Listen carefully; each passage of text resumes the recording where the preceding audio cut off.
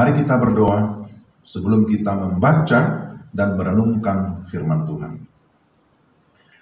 Bapa di surga, dalam nama Tuhan Yesus, terima kasih ya Tuhan untuk kesempatan mendengarkan firman-Mu. Kami berdoa memohon pertolongan Allah Roh Kudus. Kiranya berkenan menerangi hati kami, memberikan hikmat dan pengertian, supaya kami dapat memahami firman-Mu dengan baik. Pimpin kami semua, baik hamba-Mu yang menyampaikan, demikian pun semua jemaat-Mu yang mendengarkan kebenaran firman-Mu. Di dalam nama Tuhan Yesus, kami sudah berdoa dan bersyukur. Amin. Mari kita membuka Alkitab kita. Pembacaan firman Tuhan diambil dari Kisah Para Rasul pasal yang ke-11. Kisah Para Rasul 11 ayat yang ke-26 sampai dengan ayat yang ke-30. Kisah Para Rasul 11 ayat 26 sampai 30, demikian firman Tuhan. Mereka tinggal bersama-sama dengan jemaat itu 1 tahun lamanya, sambil mengajar banyak orang. Di Antiokhia lah murid-murid itu untuk pertama kalinya disebut Kristen. Pada waktu itu datanglah beberapa nabi dari Yerusalem ke Antiokhia. Seorang dari mereka yang bernama Agabus bangkit, dan oleh kuasa roh ia mengatakan bahwa seluruh dunia akan ditimpa bahaya kelaparan yang besar. Hal itu terjadi juga pada zaman Claudius. Lalu murid-murid memutuskan untuk mengumpulkan suatu sumbangan sesuai dengan kemampuan mereka masing-masing dan mengirimkannya kepada saudara-saudara yang diam di Yudea. Hal itu mereka lakukan juga, dan mereka mengirimkannya kepada penatua-penatua dengan perantaraan Barnabas dan Saulus. Demikian pembacaan firman Tuhan. Berbahagialah kita yang mendengar firman dan memelihara dalam kehidupan kita sehari-hari. Amin. Shalom Bapak Ibu jemaat yang dikasihi Tuhan. Apa kabar hari ini? Saya berharap kita tetap bersukacita, tetap bersemangat sekalipun masih ada pandemi COVID-19. Kita tetap bergairah untuk mendengarkan firman Tuhan, karena firman Tuhanlah yang akan meneguhkan iman kita dan juga memberikan kita kekuatan dan penghiburan. Saudara-saudara yang dikasihi Tuhan, sebagaimana saya sudah singgung tadi di awal, bahwa hari ini gereja memperingati hari yang sangat bersejarah, hari Pentakosta, tentang pencurahan Roh Kudus, yang juga sering disebut sebagai hari lahirnya gereja. Tetapi selain itu, hari ini juga gereja-gereja di bawah keanggotaan atau naungan PGI juga beribadah memakai tata ibadah oikumene. Dan hari ini kita memakai tata ibadah Gereja Protestan Indonesia Buol Toli-Toli, Sulawesi Tengah.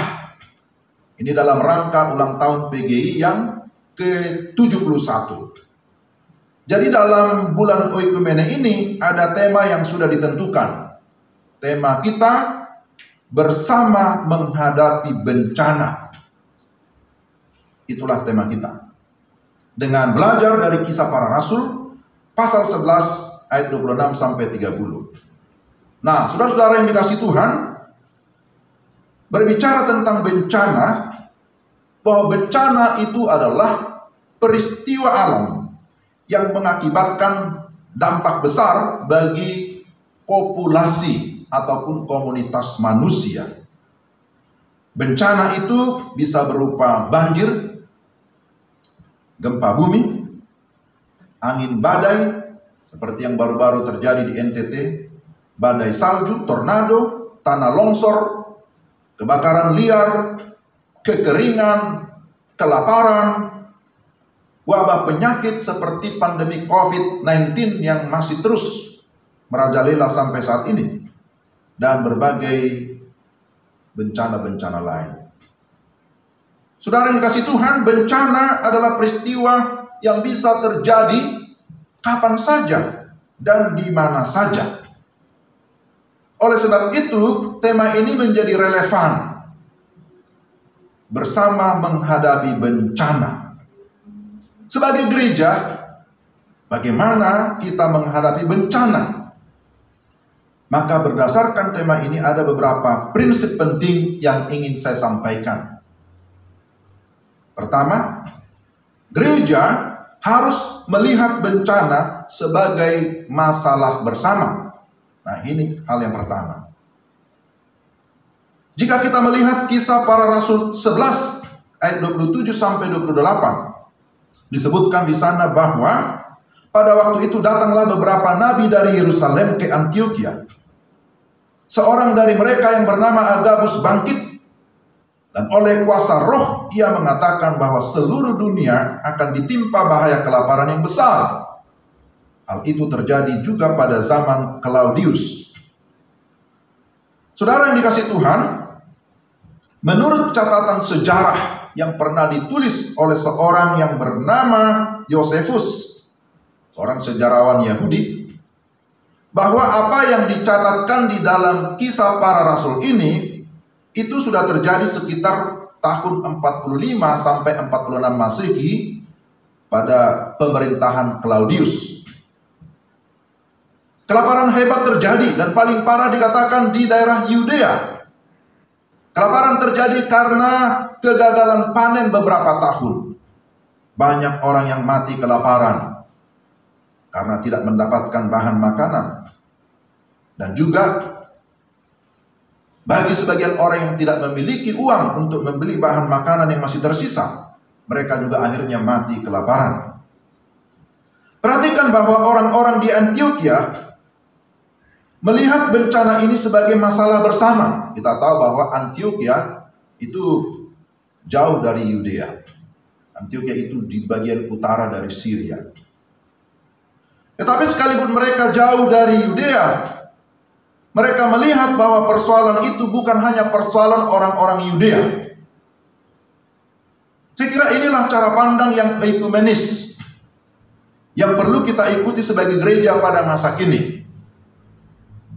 Sama seperti bencana yang terjadi pada saat ini, haruslah kita lihat sebagai masalah bersama. Pandemi COVID-19 ini bukan masalah satu negara saja,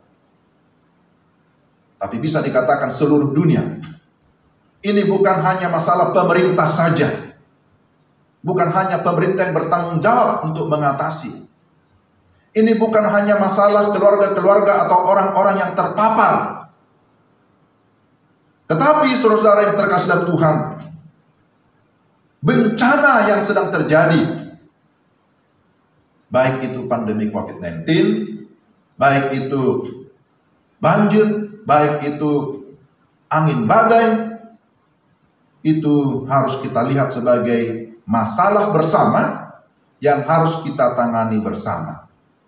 Nah, ini hal yang pertama. Gereja harus melihat bencana yang terjadi di tengah-tengah dunia ini, di tengah-tengah negeri kita, sebagai masalah kita bersama. Sehingga gereja tidak boleh hanya berpangku tangan dan diam. Itu yang pertama. Tapi yang kedua, gereja harus peduli dan tanggap menghadapi bencana. Saudara yang dikasihi Tuhan, sebagai orang percaya atau sebagai orang Kristen, di sini disebutkan bahwa orang-orang percaya, murid-murid itu adalah Kristen, pengikut Kristus. Sebagai orang percaya, maka jemaat Antiokhia ketika mendengar bencana, mereka tidak hanya diam saja. Saya yakin mereka pasti berdoa. Kita juga berdoa ya. Pada saat ini banyak kita berdoa. Tetapi ternyata mereka langsung mengambil tindakan. Dalam ayat 29, lalu murid-murid memutuskan untuk mengumpulkan suatu sumbangan sesuai dengan kemampuan mereka masing-masing dan mengirimkannya kepada saudara-saudara yang diam di Yudea. Perhatikan di sini saudara, bahwa mereka mengambil langkah ataupun tindakan. Dan di sini kalau kita lanjutkan ayat yang ke-30, hal itu mereka lakukan juga dan mereka mengirimkannya kepada penatua-penatua dengan perantaran Barnabas dan Saulus. Jadi di sana ada Paulus dan Barnabas yang menjadi relawan untuk meneruskan bantuan kepada orang-orang di Yudea melalui para penatua atau para pemimpin-pemimpin gereja. Kemudian setelah itu akan diteruskan kepada anggota atau kepada orang-orang yang membutuhkan bantuan. Sebagaimana kita lihat dalam ayat 30. Saudara yang dikasih Tuhan, perhatikan di sini bahwa mereka memberi. Mereka memberi sesuai dengan kemampuan masing-masing. Artinya bahwa mereka memberi bukan dengan keterpaksaan, bukan dalam tekanan, tapi mereka memberi secara sukarela. Lalu kemudian mereka mengirimkannya. Mereka tidak menahannya, mereka tidak menyimpannya, tetapi mereka mengirimkannya. Saudara yang terkasih dalam Tuhan, ada ungkapan yang pasti saudara pernah mendengarkan, bahwa mengasihi berarti memberi. Ada seorang mantan Perdana Menteri Inggris yang bernama Winston Churchill. Dia pernah mengatakan begini, kita hidup dari apa yang kita dapatkan, tetapi kita membuat kehidupan dari apa yang kita berikan. Nah, ini adalah satu kalimat bijak ya.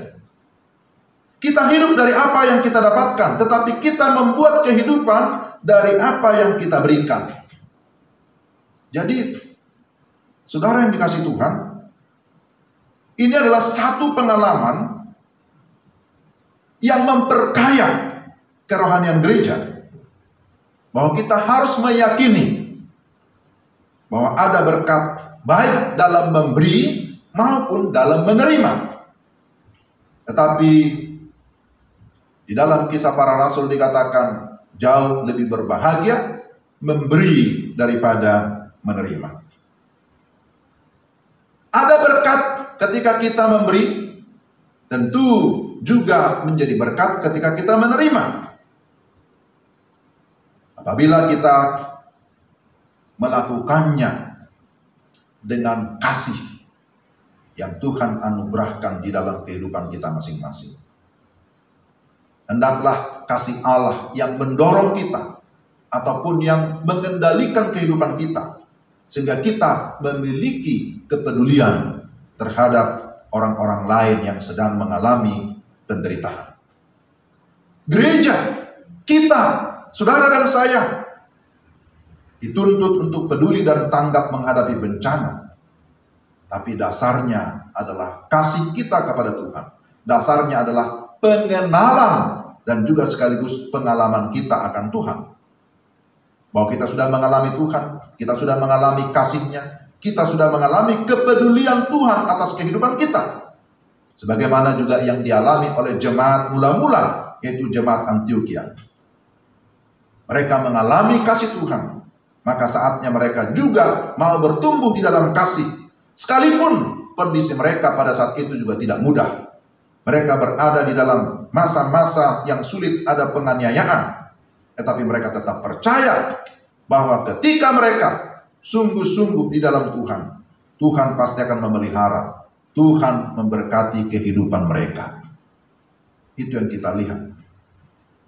Dan yang ketiga, saudara, gereja atau orang Kristen harus menjadi saksi di dunia ini.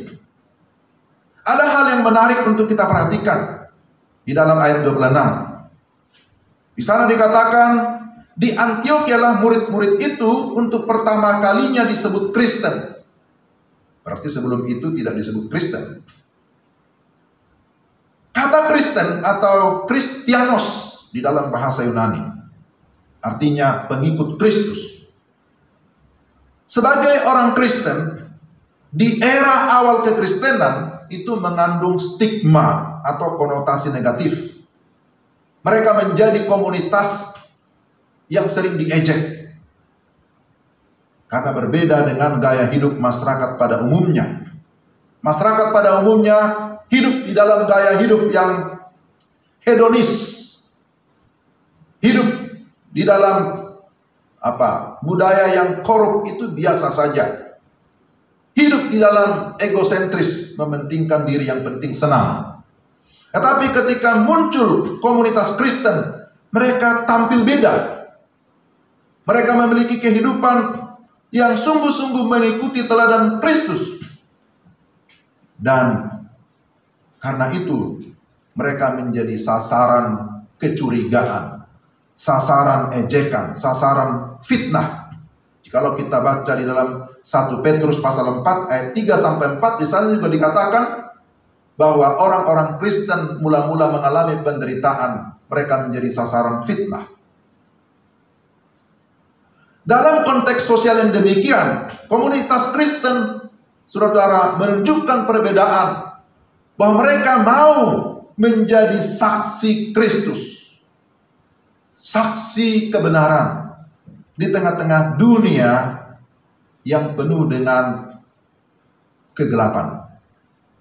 Komunitas Kristen tidak menjadi eksklusif, tidak menutup diri.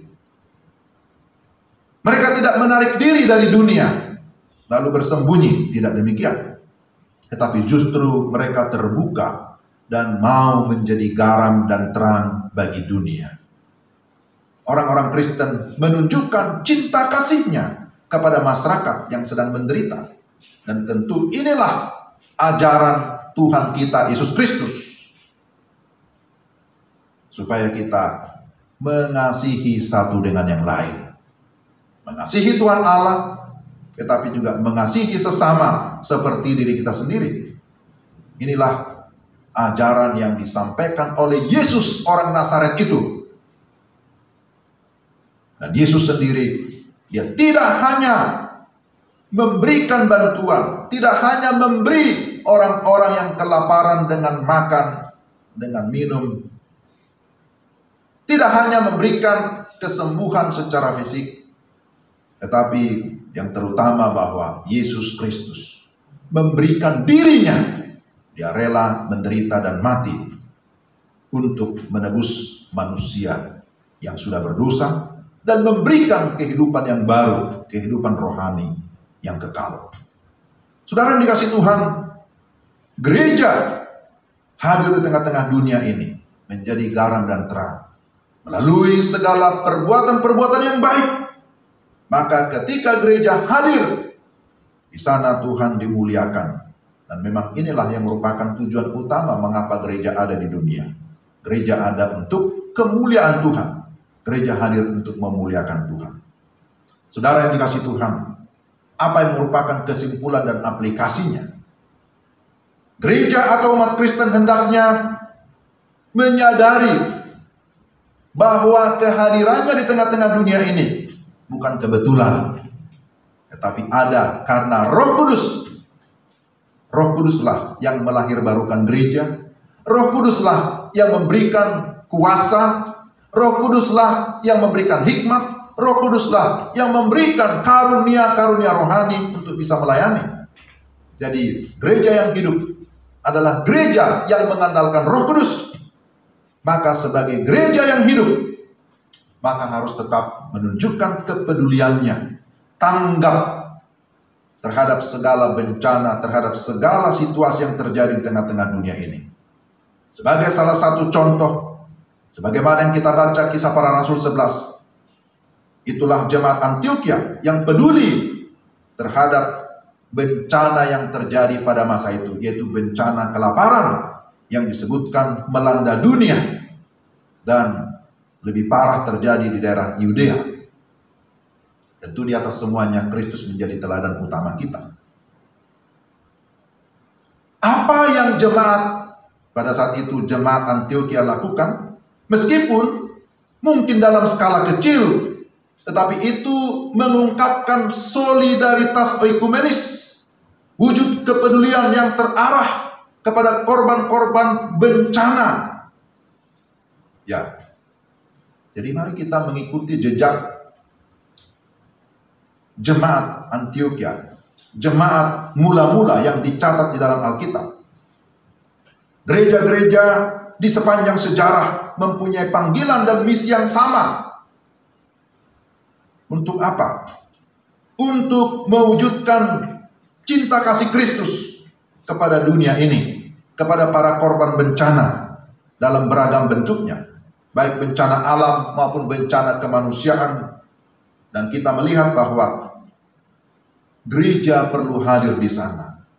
Gereja bukan hanya perlu hadir, gereja harus hadir untuk menjadi berkat. Tanpa kita harus membeda-bedakan identitas etnis atau suku. Tanpa membeda-bedakan agama, kamu dari agama mana. Tanpa membeda-bedakan status sosial satu dengan yang lain. Tetapi gereja harus hadir menyatakan cinta kasih daripada Kristus. Dalam kondisi saat ini, kita bisa menyatakan kondisi dunia dalam kondisi darurat. Maka kondisi darurat dalam menghadapi bencana saat ini harusnya menjadi kesempatan bagi gereja untuk mewujudkan cinta kasih. Menjadi kesempatan bagi gereja untuk bersaksi. Menjadi kesempatan bagi gereja untuk memberikan dukungan. Baik dukungan doa, dukungan moral, maupun dukungan material terhadap saudara-saudara kita yang mengalami penderitaan, yang mengalami bencana. Kesadaran bahwa kita semua harus bertanggung jawab, harus bersama-sama menghadapi bencana. Ini akan memperkokoh ikatan persaudaraan dan juga mempertajam visi oikumenis untuk turut menjadi sesama bagi orang lain. Kita harus hadir menjadi sesama dengan menunjukkan kepedulian dan tindakan nyata, memberikan perhatian yang tulus kepada orang lain. Saudara yang dikasihi Tuhan, memberikan perhatian yang tulus kepada orang lain itu masih tetap menjadi rumus yang terbaik untuk menjalani kehidupan Kristen yang bahagia dan berguna, baik secara pribadi maupun komunitas. Karena itu saudara, mari kita bersyukur hari ini kita bisa mendengarkan firman Tuhan. Kita mengingat akan karya Roh Kudus di dalam gerejanya. Roh Kuduslah yang memberikan pertumbuhan, yang memberikan kuasa, yang memberikan pertolongan sehingga kita bisa bersaksi, kita bisa menjadi berkat. Tetapi juga dalam rangka bulan Oikumene, kita diajar untuk melihat bahwa dunia ini, bahwa apa yang terjadi di dalamnya adalah merupakan tanggung jawab kita bersama-sama. Bahwa gereja adalah satu kesatuan, sebagaimana doa Tuhan Yesus. Maka kita juga harus bersatu untuk melakukan tindakan nyata, mewujud nyatakan kasih Kristus bagi sesama, bagi dunia, bagi orang-orang yang menderita, bagi orang-orang yang mengalami bencana. Mari kita berdoa. Bapa di surga, dalam nama Tuhan Yesus, terima kasih kami memiliki kesempatan untuk mendengarkan firman-Mu. Firman-Mu adalah firman yang murni, firman yang berotoritas, yang dapat mengubah pola pikir kami, yang dapat mengubah kehidupan kami, dan menuntun kami untuk kami tetap berjalan di jalan yang benar. Kami mohon supaya Allah Roh Kudus menolong kami, sehingga kami dapat memahami firman-Mu, tetapi kami juga dapat melakukan. Terpujilah Engkau.